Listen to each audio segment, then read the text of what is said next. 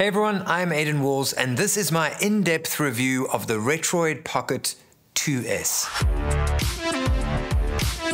I want to make a case today in my in-depth review that the Retroid Pocket 2S is the best retro emulator under $100 at the moment. Before I start, I just want to mention the RG350M, the Anbinic. I bought this when I started. This was my first device, and I got the metal device because I thought this will be the only device I ever buy. Little did I know that things were going to change. I bought it because Retroid weren't quite there yet. It was between the RG350 or the 350M or the Retroid Pocket 2 Plus at the time. Those were the two I was deciding on, and I went for the Anbinic because Retroid just weren't there yet, but things have changed. The Retroid Pocket 2S really does change the game for Retroid. It is a lot better than the Retroid Pocket 2 and the 2 Plus. And so I want to make a case today about the fact that this is the best retro handheld under $100 on the market today. So let's get straight into it. The standout features on this device, if you watch my unboxing video, I had a look at it, and when I was holding it, I just thought, this feels really nice in the hand. That feeling has not dissipated. I've now had this for about 4 or 5 days, intensive playing because I'm testing it for a review, and I've been using the grip and without the grip, and it just is a lovely device to hold. The difference is, you know, I've got the Retroid Pocket 3 Plus in the metal version. It feels solid. It's really nice in the hand, but it is heavy. And so it was just a delight going from the RG405M, the Anbinic, and the Retroid metal version to this. It's as light as a feather and feels comfy in the hand. The edges are not sharp. So if you look at these edges, they are not sharp. They're nice and chamfered, and it just feels, it's got a lovely matte plastic and feels delightful in the hand, and I really enjoy that. The other standout feature is the buttons. You know, these action buttons, I actually asked Retroid, and they said these action buttons are the same double injection molded buttons as the Retroid Pocket Flip, and I really like those buttons. They really are nice action buttons, and the rubber membrane they are using feels really good. You know, I don't know about the long-term quality of them, but they really do feel great, and they rival the Anbinic and action buttons that I enjoy so much. And then also, they've incorporated the analog triggers of the Flip, plus they've incorporated these new analog Hall sensor joysticks, which have got a better range of motion compared to our other devices. You know, all the other retro devices on the market are using these limited range of motion joysticks there, whereas this, you can see a considerable change. Look how wobbly those are, like how much range of motion you get between those two. These really are exceptional, and we will get into more detail with those just now. The other standout feature, front-facing speakers. I can't stress this enough on another device I reviewed recently. Front-facing speakers make a massive difference in the experience of the device. And so even though this device has this huge chin, I appreciate the fact that it has front-facing speakers, and they're quite good front-facing speakers. And then you've got excellent performance versus value, and that's the thing that I want you to stick around to the end for, because the performance on this device is surprising. Maybe I've forgotten how the Retroid Pocket 3 Plus performs, but I'm getting pretty good Gamecube performance on here. So the next section of this video is usually critical flaws, and I don't want to overstress the flaws of this device because I really do think they have perfected this little device. So the first thing that bugs me, these start and select buttons. So firstly, well done for putting start and select buttons on the front of the device. That's really nice. So if you look there, the device is almost in the body and it hasn't made a depression yet. There, now it clicks. So if you use your finger, that's just... So in effect, what you end up doing is squeezing the device to press these buttons. So it is one of those things that you get used to. So it's not a critical flaw, but it is really annoying on a device that is near perfect. These devices are very similar, but you can feel they are slightly more, these are slightly more recessed. And the more I test these, they've got a bit more of a responsiveness because they are just like 0.5 millimeter slightly more out the body. The other thing I want to point out with my ominous blade is this bezel is huge. Now, this is the same 3.5-inch size screen as you get on, say, the RG353P, you know, those sort of devices, which are getting old now, you know. And so for a device in 2023 At $99, that's still like affordable. I know they probably made a compromise here for a reason, but if they could have stretched the screen just out to here, it would have made the world of difference. To not have this huge bezel, it would have taken this device from being maybe the best device of 2023 under $100 to like rocketing it to be the best of one of the best devices of the year, you know. So yeah, that is a little thing that I wish they had changed. And then I did notice when I take the device out of sleep mode, for some reason, even if I set Daijisho to be the home screen, so if I press home button, it goes there. But if I do this, and I do that. So now lately, since I started doing the review, it goes to this, you know, task manager screen.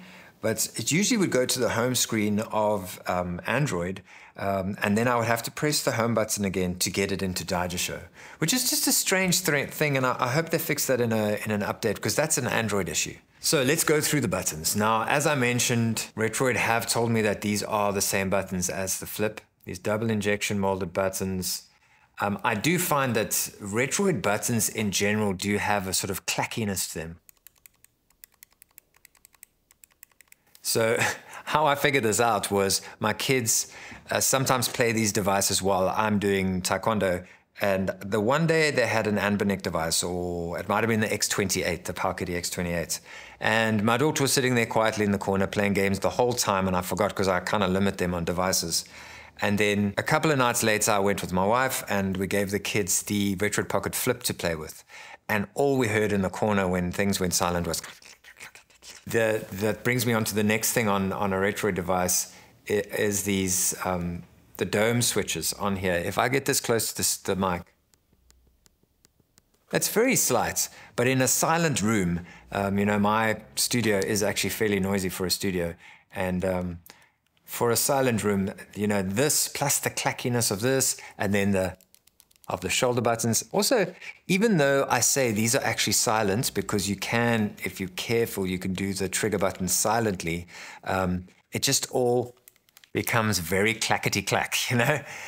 So that's that. Moving on to these trigger buttons, it does have silent motion from there to there, but obviously you do have that, which is obviously a thing, but it's not something that I would complain about, because these are just, you know, exceptional to use. They're just lovely. These shoulder buttons click throughout the range of motion of the button, which is, you know, there's something to be said about that. That is a very... The clickiness, obviously, I mean, Anbernic, everybody, they're clicky. The fact that it clicks all the way through is great. Now, on the top here, we've got our volume buttons, just a normal dull press that's a slightly recessed, but being on the top of the body, it's very easy to use. I haven't had an issue with that. Power as well. I do find trying to find this and to get it out of sleep mode is...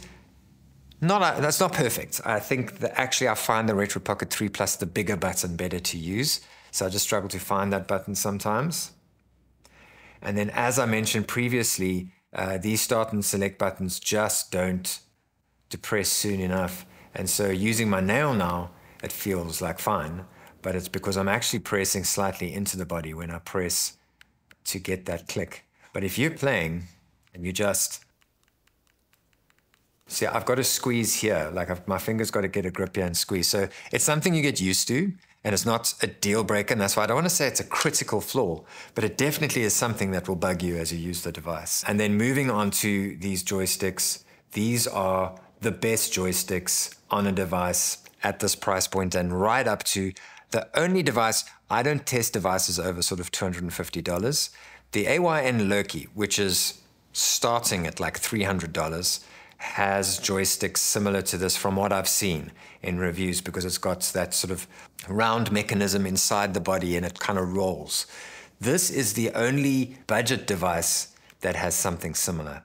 It is a whole different housing inside. It's a completely different system. You can't switch this out with the joysticks of a Retroid Pocket 3 Plus or the Anbernic RG405M. You just can't. These really do change the game. This really is exceptional for this price point. So what Retroid have done is they have lost, so you can even see in the blurry background there, that is where the trigger buttons are. They've lost pocketability. I don't unfortunately have the Plus or the 2 to compare this to, but I know from watching videos that this is definitely a thing. You know, the Retroid Pocket 2 Plus had a slider here, so that was right flat against the body, but then it's a slider. This is just a very, very nice joystick to use, but you lose a little bit of pocketability for it. Now I want to do something I've done in every single video since I've started doing this, is the shake test. So I want to take you to something that is particularly bad for a device that came out towards the end of last year, the RG353V VS. Now there's the RG405M, which is almost $200, which is not much better than this. I'll take off audio processing so that you can hear that nicely. Sounds like a box of matches. You know, I used to forgive these devices for this because we were in the beginning stages and that's all we had. Now I've got Retroid, so this is the Retroid Pocket 3 Plus. There's a little bit of a rattle with this. Retroid Pocket 2S.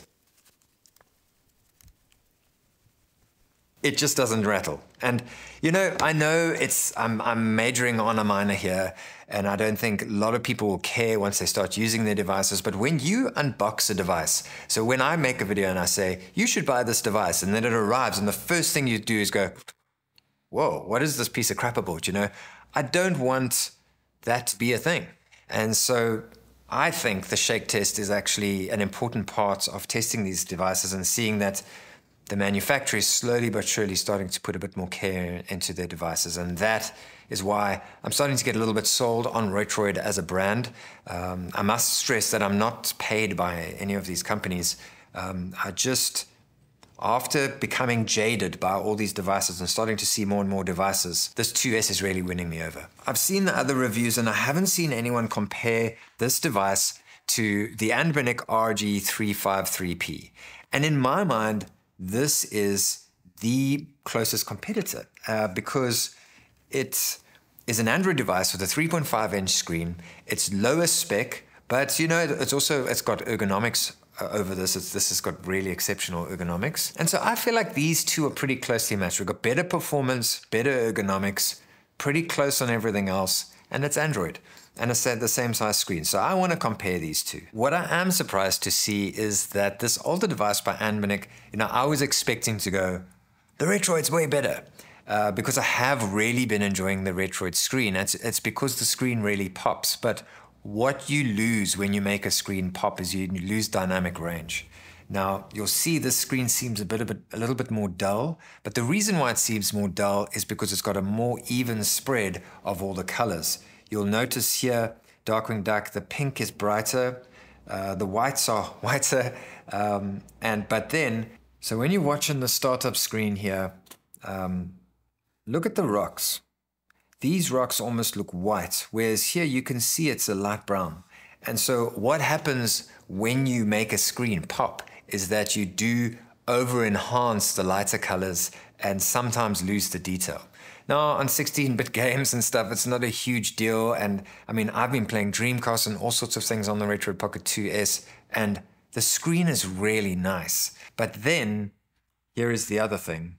So now I already have it fairly low for the camera, the brightness. And this might not show very well on the screen, so I'll just explain to you what I'm seeing. But, oh, hang on. So this is actually interesting. So the 2S I found a little bit bright in dark situations, and the Anbernic is even brighter. So that's, I thought that, I'm totally wrong in everything I thought here. So actually, the Anbernic is too bright. And so this is a little bit dark in dark situations. The device I really enjoy for low light situations is my Clackety X28. It goes really dark in dark situations. It's not bright in bright situations. So if you want a device that could play outdoors a bit, the Retroid Pocket 2S is definitely going to be able to do that. So if we go brighter, this is going to blow out this exposure on my screen. See, yeah, you'll see it's getting blown out. But I'll tell you, yeah, so it's brighter, so it's dimmer in the dark situations and brighter in the bright situations. So that is a very big plus for the Retroid Pocket 2S. So that little test actually was pretty much off the cuff. I was expecting a different result. Though maybe the Anbernic has better color rendition in low light and bright light situations. it's not really doing the trick. A device that's much more expensive is the RG405M. That I enjoyed in low light situations. And it's quite bright, so, you know, this is way more expensive.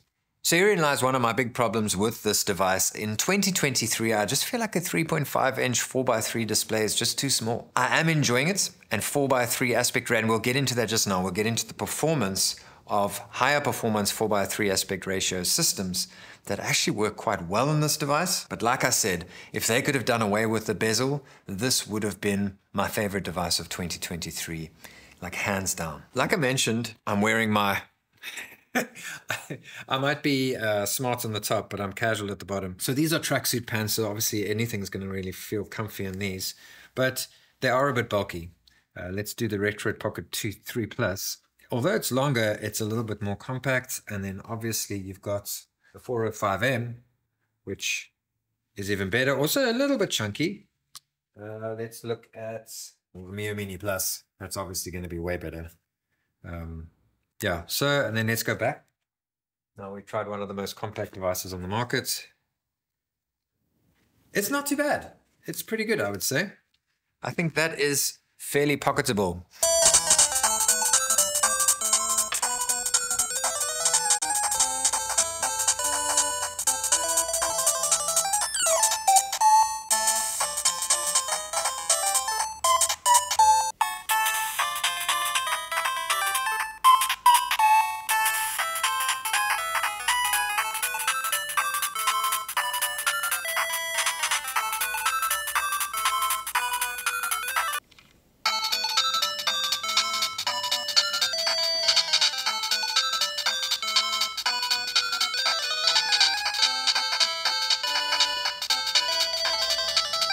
So analyzing that audio, firstly, I'm just reminded what an exceptional device the Retroid Pocket 3 Plus is. But other than that, the Retroid Pocket 3 Plus is louder, but the front-facing speakers make it more usable because, you know, when you're putting the Retroid Pocket 3 Plus up at full volume and you maybe have a few people around you, it's firing out there. And so you're getting audio firing out at other people. Whereas this, I can put it really softly, just one notch up. And so I can just get a bit of the vibe of the audio and no one will really know. So front-facing speakers is a huge win for me.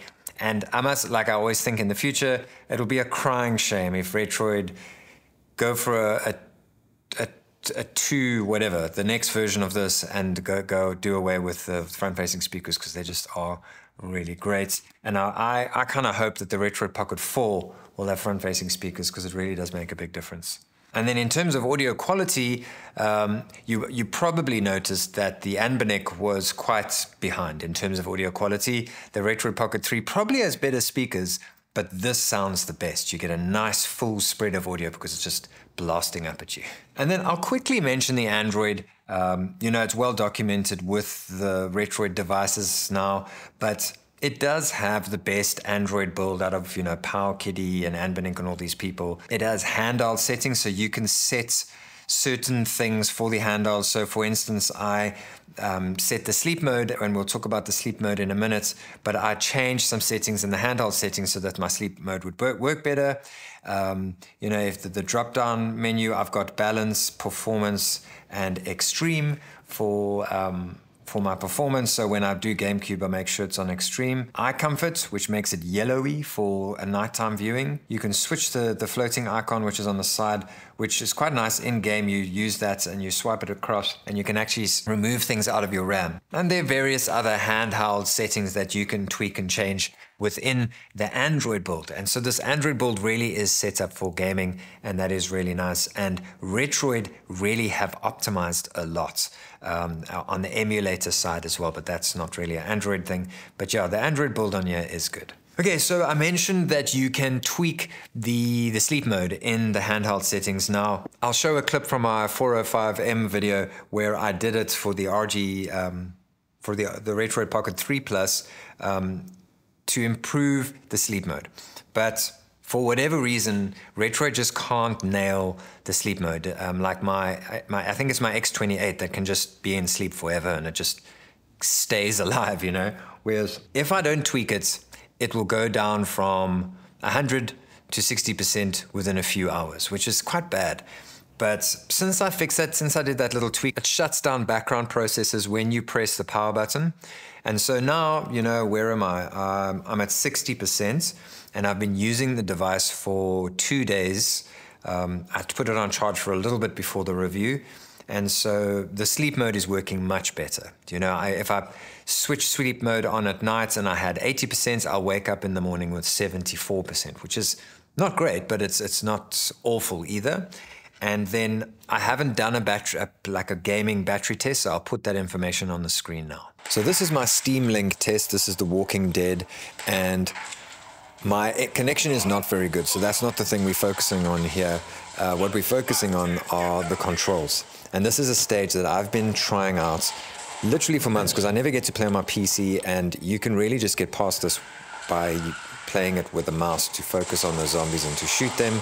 And I did it because, there's a big smile on my face, I finally finished it because those joysticks are just so good. Okay, and then I want to talk about the aesthetics, because now people have said this is dated, but I chose the clear black version, and the reason I did that is because I got the black grip.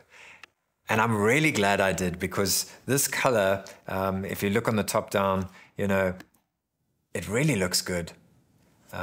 It shows the parts really nicely. It's clear.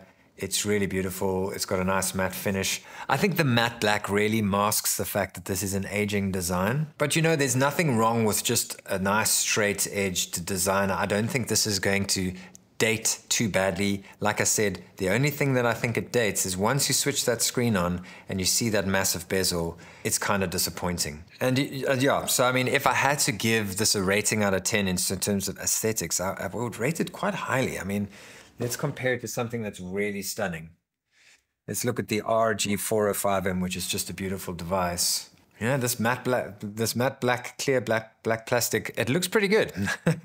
Yeah, so I think it holds its own. So if I had to give it a rating, I'd say I'd give it a 7.5, 8 out of 10. Okay, so let's talk about the ergonomics in relation to the grip. So I had the grip for the flip, and it was pretty good, but it like twisted off, you know.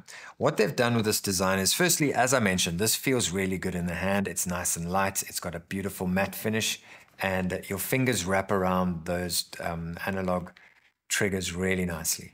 Now, how this grip works is it slides in the bottom into the thing there. It's got these two little teeth, like these are very rigid, and they push up against the body. So that already gives it some rigidity. Now the top clips on here. Not clips on, but wraps around. So once that's wrapped around, there's very little wiggle there. Like that feels like a unified body. It feels like it's part of the system, feels like it's part of the device.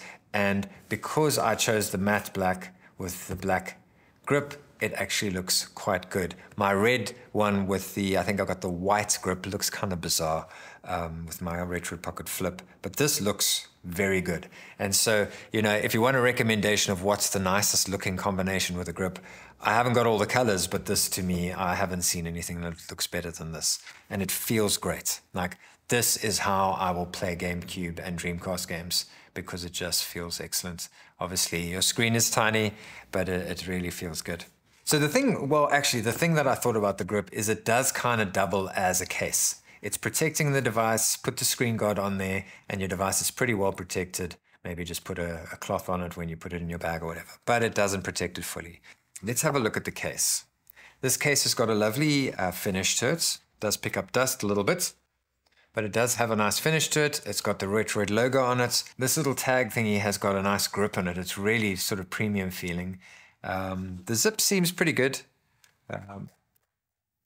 I wouldn't say it's the best grip, the zip that you'll ever find on anything, but it seems pretty good. I like the fact that it's got these like little shapes to it. This is a little fluffy thingy to protect your screen. Goes in here. There's a little gap here, but I don't really know what that's for. And that's it. And it doesn't shake in there. It really is fitted to the device. Really nice. So I did see a few like bigger channels saying that this is so easy to set up. It isn't. It just is like it isn't. Like I don't know where they got that from. You know, I've been doing this a while now, and the device does not come with games or anything like that, so it's not readily set up. The RG405M, as sketchy as it might be, comes and it's pretty easy to set up. This does not come with that, and so you need to set up the SD card. Retroid currently don't have a guide on setting up their Retroid launcher, and so even though there are elements to it that are easy, it just isn't an easy setup. But there are a lot of written guides and video guides, like by myself. I've got the Retroid Pocket Flip and 3+ setup guide, which will work for this. And it'll help you set up Android. It's very long, but you only need to use the bits that work for you. And so it's set up your emulators, set up Daijisho, connect the emulators to Daijisho, connect Daijisho to the folders where your ROMs are held, make sure all your BIOS files are in place, and then everything should work. So it is a bit of a process. It is what it is. If you want something that's easy to set up, I would recommend the Anbernic RG505 or the Anbernic RG405M. So to reiterate, you could use the Retroid launcher and use all that. There are a few little features that I find quite handy, but it's kind of the same setup time setting up Daijisho, which is infinitely better. So, just use Daijisho. So if you go into their apps and you have a look at their Dolphin build, when I opened this up, I realized it's a port of the MMJR2 emulator, which is a good thing. It's specifically set up for smaller devices now. They've tweaked this for Retroid, and I think they've tweaked them a little bit more since the last time I used them or whatever, but the performance is exceptional, and you only get this on Retroid. So if you really are into Dreamcast and Wii emulation, not that this is going to play Wii very well, but if you are into Dreamcast emulation and you want it on a budget, this isn't going to play every game, but it is going to do fairly well with a lot of them. And then I did see a little bit of confusion. So when you're in Daijisho, let's just show you this. When you first set it up, it's not going to scroll through. I'm pressing L2 and R2. It's not going to scroll through your menus the way I am. What you need to do is you need to go into the settings.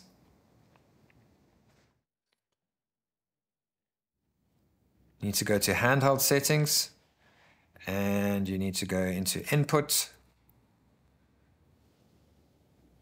L2, R2 mode, analog, digital, or both. And I just chose both. And that way you get best of both worlds. I'm hoping that works properly. That's why I want to do a separate video on getting the best out of those analog triggers, because, this does perform well enough to utilize analog triggers. So let's see what we can get out of it in a future video. And then you might have seen now going into settings. Go back to handheld settings. There. Inputs. And then M1 key mapping. So that is your M1 key map.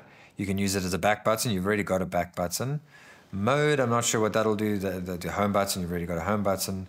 So I've just set it to app switch, which, I don't really see any other button you'd want. So they're the sort of task manager. That's what I use it for. And so I've mapped that to that. So if you've got the 3 GB version, the 3 gig RAM version, I would recommend like a 256 GB card, because you're only going to have a 32 gig memory on board. And so you want a lot of memory. And so just pop that in there and go crazy and put as many games as you like on there. You'll be able to, if you set it to internal memory, you can download your Android games onto the external memory, all that sort of thing. And then one little setup tweak. If you have been setting it up and things aren't syncing, just go to library, sync entirely. And if something hasn't been syncing, like album art or this image that comes for the system, just do sync entirely and it'll do that for you. Okay, so I want to make a few performance notes. As I mentioned in the previous section, the Dolphin for handheld is particularly interesting and intriguing because this is a lower end chipset than the T618, like the RP3 Plus and the Anbernic RG405M, and I'm getting pretty good Gamecube experience on here. Obviously, the graphically it's been reduced because to improve performance, but I can play Gamecube games. It's great. I would recommend if you've got the 3 gig version like mine. Sometimes I find it's just taking a while to load things. Keep this little side menu going, and you say speed up, and it will kill any behind the scenes processes. And then if you do decide that you are playing whatever, Gamecube or whatever, and you want to go to the extreme performance mode, you will notice that it's going to warm up a little bit at the back here. It's just part of the deal. So I just wanted to mention that games, I've never really gotten into Game Gear, but Game Gear and Game Boy Color really do look quite nice on the system. So I focus mostly on higher end systems just to show you that this device does perform fairly well. The Dolphin 4 handheld emulator is compiled by Retroid and they set it to a 0.5 resolution. So some of the games don't look great. Luigi's Mansion actually looked perfect and played really well, so that was good. But I would say with Gamecube, you're looking at about 40% like perfect playability, 60% where you're going to start running into problems, and then the other 40% is going to be nearly not playable or just have lots of issues. Mario Kart 7 is always difficult to emulate, no difference here. You know, there's lots of slowdown and stutter. If you turn the audio off, you barely notice if you really want to play the game. Then Metroid Prime is one of my favorite games. It doesn't play well, I just want to say that, but it does play.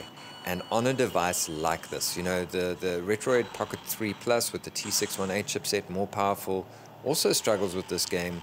And, you know, this isn't far behind the Retroid Pocket 3 Plus in that regard with that game. Need for Speed Underground, I can play this on my Retroid Pocket 3 Plus.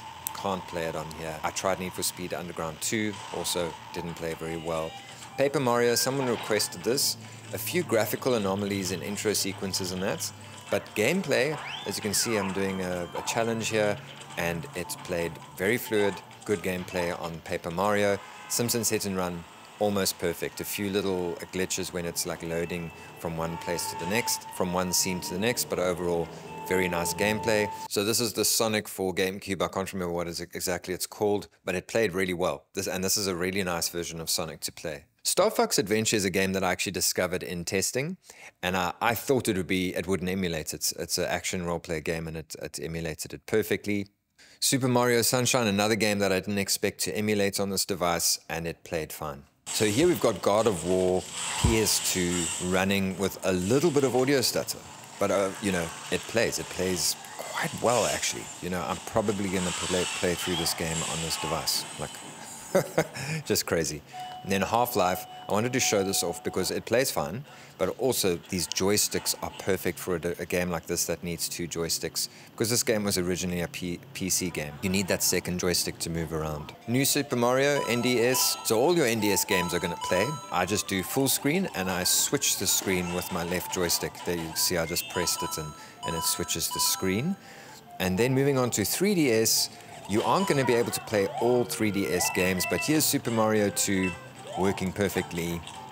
I'm going to play this game on this device. It is a very good marriage of the two, you know, performance versus just the screen and everything. I love it.